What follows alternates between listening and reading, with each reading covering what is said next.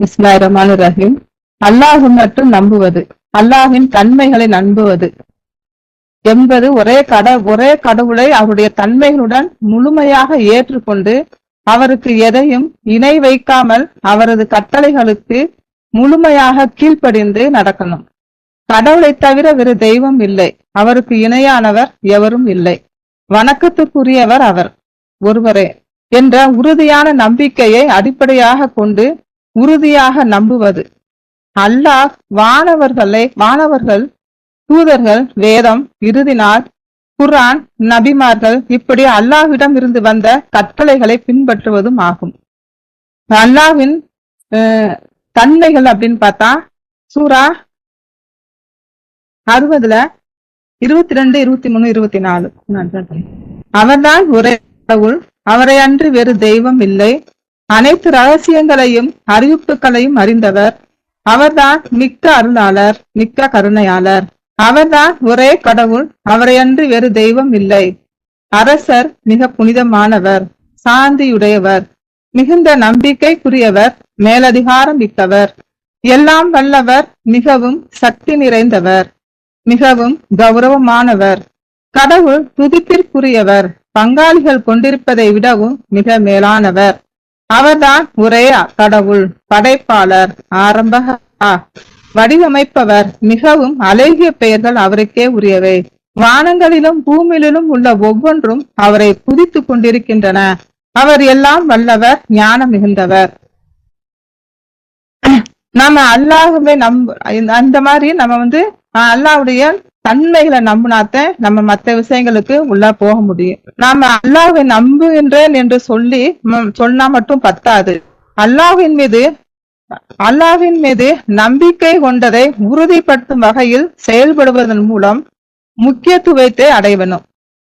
நாம் பல நேரங்களில் நாம் பேசுவதில் திறமையானவர்கள், ஆனா செய்வதிலும் நடைமுறைப்படுத்துவதிலும் நம் வார்த்தைகளின்படி வாழ்விலும் மிகவும் பலவீனமாகவே இருக்கின்றோம். சத்திய பிரமாணங்களின் வெறும் வார்த்தைகளுக்கு கடவுள் உங்களை பொறுப்பாக ஆக்குவதில்லை, உங்களுடைய உள்ளார்ந்த நோக்கங்களுக்கு உங்களை பொறுப்பாக்குகின்றார். கடவுள் மன்னிப்பவர், கனிவானவர் அப்படின்னு சொல்றாங்க. அடுத்து 41:30 சொல்றாங்க, கடவுள் தான் உங்கள் இரட்சகர் என பிரகடனம் செய்து பின்னர் நன்னறியானதொரு வாழ்வு நடத்துகின்ற அவர்கள் மீது வானவர்கள் இறங்குகின்றனர்.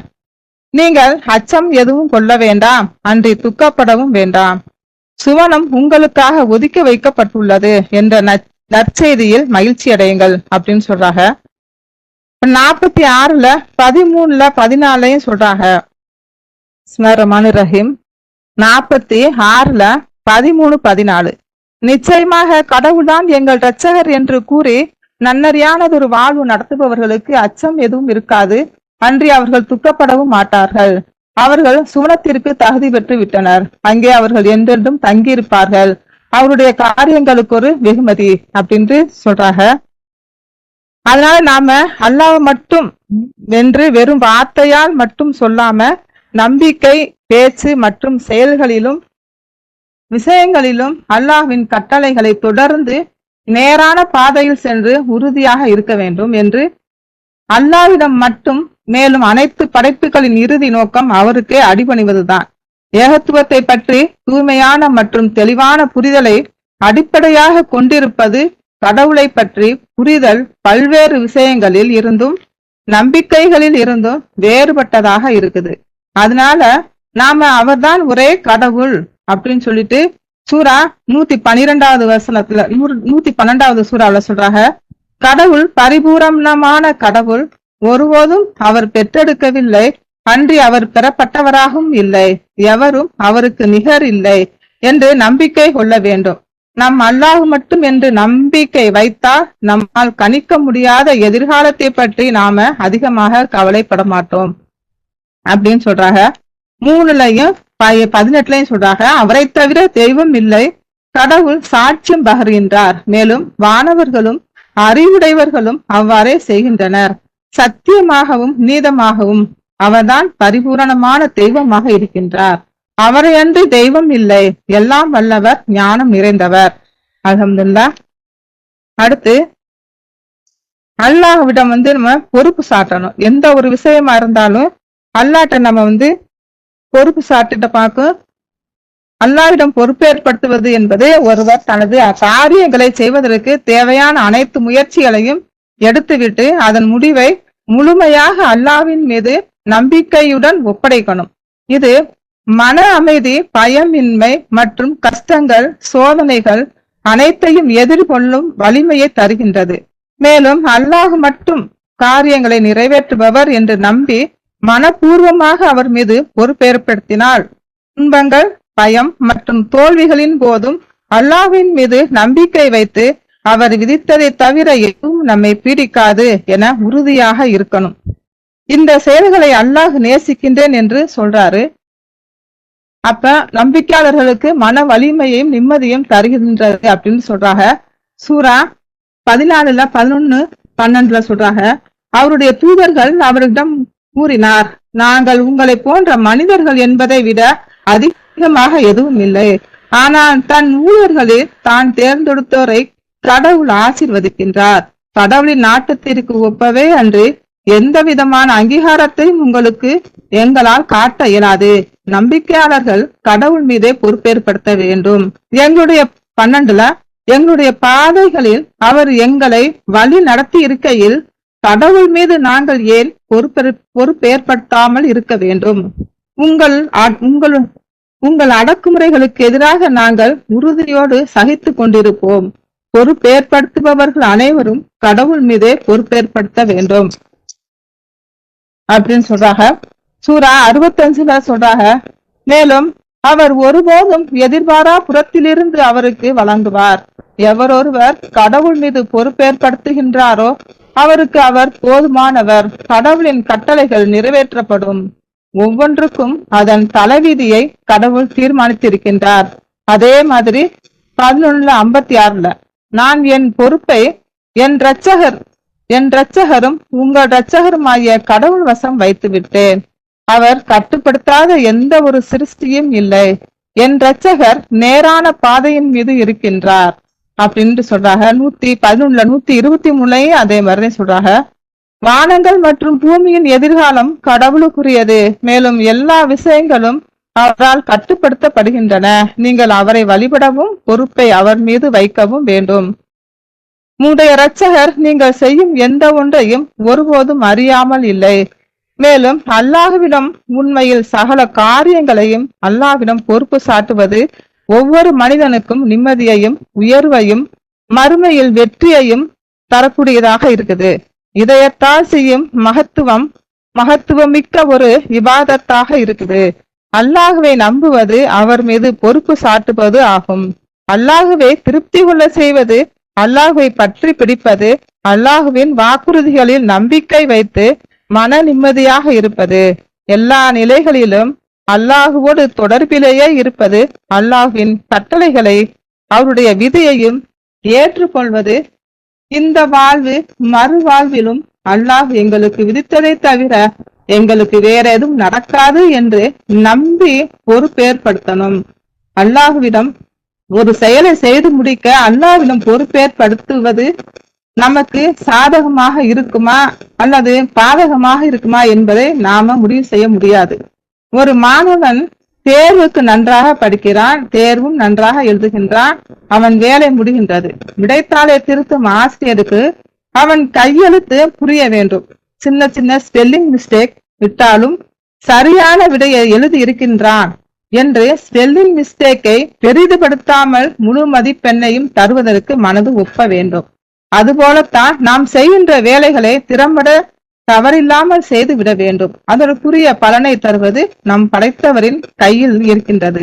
அதனால நாம் செய்யும் காரியங்களை முழுமையாக அல்லாஹ்விடம் நம்பிக்கையுடன் ஒப்படைத்து விடணும். 99:51 சொல்றாங்க, கூறுவீராக, கடவுள் எங்களுக்கென்று விதித்துள்ளவற்றை தவிர எந்த ஒன்றும் எங்களுக்கு நேரிடாது. அவரே எங்கள் இரட்சகரும் அதிபதியுமாக இருக்கின்றார். நம்பிக்கையாளர்கள் கடவுள் மீது பொறுப்பேற்படுத்த வேண்டும். அல்ஹம்துலில்லாஹ். அடுத்து பிரார்த்தனை என்பது ஒரு வழிபாட்டு வடிவமாக இருக்குது. 40-60 உங்களுடைய இரட்சகர் கூறுகின்றார், என்னை இறைஞ்சுங்கள், மேலும் நான் உங்களுக்கு மறுமொழி அளிப்பேன். நிச்சயமாக என்னை வழிபடுவதற்கு மிகவும் ஆணவம் கொள்பவர்கள் நிர்பந்திக்கப்பட்டவர்களாக எரிகிடங்கிற்குள் நுழைவார்கள். 2:186 என்னுடைய ஊழியர்கள் என்னை பற்றி கேட்கும் போது நான் எப்போதும் அருகிலேயே உள்ளேன். அவர்கள் என்னிடம் பிரார்த்திக்கும் பொழுது அவருடைய பிரார்த்தனைகளுக்கு நான் பதிலளிக்கின்றேன். வழி நடத்தப்பட்டவர்களாக இருக்கும் பொருட்டு மக்கள் எனக்கு பதிலளிக்கவும் என் மீது நம்பிக்கை கொள்ளவும் வேண்டும் அப்படின்னு சொல்றாங்க. வாழ்க்கையில எனக்கு எப்போதுமே இருப்பது பிரார்த்தனை தான் என் நம்பிக்கை என்ற மனதை ஆரோக்கியமாக வைத்திருக்கிறது. என் வாழ்க்கையில என்னுடைய வாழ்க்கையில எப்போதுமே நான் பிரார்த்தனை தான் அதிகமா பண்ணிட்டு இருப்பேன். அதே மாதிரி திக்குறம் அதே மாதிரி அதிகமா பண்ணிட்டு இருப்பேன். அப்ப எனக்கு என்னுடைய மனசுல விரக்தி மனசை எனக்கு அணுகக்கூடாது. ஒரு மனசு ஒரு தைரியமாவும் உனக்கு பாதுகாக்கிற மாதிரி இருக்கும். எனக்கு அல்லாஹ்வை கொண்டு இடையிடையில் எப்படி பார்க்கும் சலிப்பை அது விரட்டி அடிக்கிறது. அப்ப அதாவது பிரார்த்தனை செய்யும் போதும் திக்ரு பண்ணும் போது என்னுடைய அந்த இதை அது சலிப்பெல்லாம் அது விரட்டி அடிச்சு என் மனசை ஒரு இதா வச்சிருக்குது. எப்படி சொல்றேன்னு தெரியல. என் இறைவனின் அருளுக்கு எல்லை இல்லை என்பதால் அவரிடம் நான் ஓயாமல் கேட்டுக்கொண்டே இருக்கின்றேன். மனிதர்களிடம் கேட்கும் போது கூட கூனி குறுக வேண்டி இருக்கும். ஆனா இறைவனின் அன்பு விசாலமானது. எனவே பிரார்த்தனைகள் இறைவனுடனான நமது உறவை நெருக்கமாகிவிடும். சிலவற்றை கேட்கும் முன்பே கிடைத்துவிடும். இன்னும் சிலவற்றை தர தாமதமாகும். அது ஏன் என்பது அவருக்கு மட்டுமே தெரியும். நமக்கு தேவை ஒன்றே ஒன்றுதான். இறைவனின் அருள் ஒருபோதும் நம்பிக்கை இழந்து விடக்கூடாது. அவர் கைவிட மாட்டார் என்ற நம்பிக்கை, உரிய நேரம் வரும்போது எல்லாம் நிறைவேறும் என்ற உறுதியான எண்ணம், இவை போதும். நிம்மதியாக இந்த வாழ்வுக்கு மறு உலக வாழ்வுக்கும் நாம நம்பிக்கையோடு பிரார்த்தனை செய்யணும், முழு மனதோடு. 2:153 நம்பிக்கை கொண்டவர்களே, உங்களைத்தான் உறுதிப்பாட்டுடனும் சலாத் தொடர்பு தொழுகைகளின் மூலமும் உதவி தேடுங்கள். உறுதிப்பாட்டுடன் தொடர்ந்து இருப்பவர்களுடன் கடவுள் இருக்கின்றார் அப்படின்னு சொல்றாங்க. அதனால நமக்கு இன்பமும் துன்பமும் மாறி மாறி வரும். அவை இரண்டுமே அல்லாஹ்விடம் இருந்து வந்த அருள் தான். இன்பமாக இருக்கும்போது நன்றி உணர்வோடு இருக்கணும். அல்லாஹ்வுக்கு நன்றி செலுத்தும் போது நற்கூலி வழங்குவார். துன்பமாக இருக்கும்போது பொறுமையோடு இருக்கணும். பொறுமையோடு இருந்தால் அளவில்லாத ஆசீர்வாதங்களை, கணக்கில் எண்ணிவிட முடியாத ஆசீர்வாதங்களை வழங்குவார். கேட்டது எதுவோ அது கிடைக்கும் போது நன்றியுணர்வோடு இருக்கணும். கேட்டது கிடைக்காம போதும் பொறுமையுடனும் உறுதிப்பாட்டுடனும் இருக்கணும். நம்மை சுற்றி 1000 குழப்பங்கள் சோதனைகள் இருந்தாலும் அல்லாஹ் எப்பொழுதும் என்னோடுதான் இருக்கின்றார் என்ற முழு நம்பிக்கையோடு நம்மை படைத்த ரப்புல் ஆலமீன் நம்மை ஒரு கைவிட மாட்டார் என்று எல்லா விதமான கஷ்டம், நஷ்டம், துன்பம், துயரம் எது வந்தாலும் நிந்தனை செய்யாமல் நிராசை அடையாமல் இருக்கணும். 1000 பிரச்சனைகள் இருந்தாலும் அதை தீர்த்து வைக்கக்கூடிய வல்லமை பெற்றவர் அல்லாஹ் ஒருவர் தான். அவர்தான் மிக்க அருளாளர். நாங்கள் அவர் மீது நம்பிக்கை கொள்கின்றோம். தங்கள் இரட்சகரிடம் பொறுப்பேற்படுத்துபவர்களுக்கு கடவுள் வசம் இருப்பவை மிகவும் மேலானதும் நிலைத்திருப்பதும் ஆகும். இன்றைய நாளும் எல்லாமே எதுவுமே நிரந்தரம் இல்லை. இன்றைய நாளும் எல்லாமே கடந்து போகும். எல்லாத்துக்கும் நேரம் உண்டு, எல்லாத்துக்கும் காரணம் உண்டு. பொறுமை, அமைதி.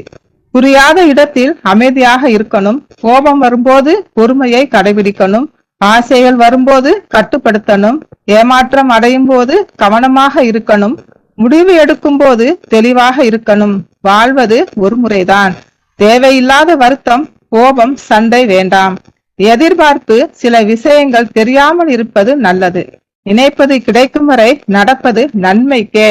எனவே அல்லாஹ்வை நாம் எப்படி நம்பணும்? குர்ஆனில் அல்லாஹ் நமக்கு கற்றுக் கொடுக்கிறாரோ அதுபோல நாம அல்லாஹ்வை நம்பி அல்லாஹ்கிட்ட பொறுப்பேற்படுத்தி நமக்கு மறு உலக வாழ்க்கைக்கும் இவ்வுலக வாழ்க்கைக்கும் எப்படி அல்லாஹ் பிரார்த்தனை கேட்கணும் என்று கற்றுக் கொடுத்து உள்ளாரோ அதன்படி நாம பிரார்த்தனை செய்துவிட்டு அல்லாஹ் நமக்கு கொடுத்ததுக்கு நன்றி செலுத்திவிட்டு இருந்தோம்னா அல்லாஹ் சொல்ற மாதிரி இந்த உலக வாழ்வும் மறு உலக வாழ்வும் நமக்கு சந்தோஷமான மன நிம்மதியாக தரக்கூடியதாகவே அமையும். இன்ஷா அல்லாஹ். அல்ஹம்துலில்லாஹ்.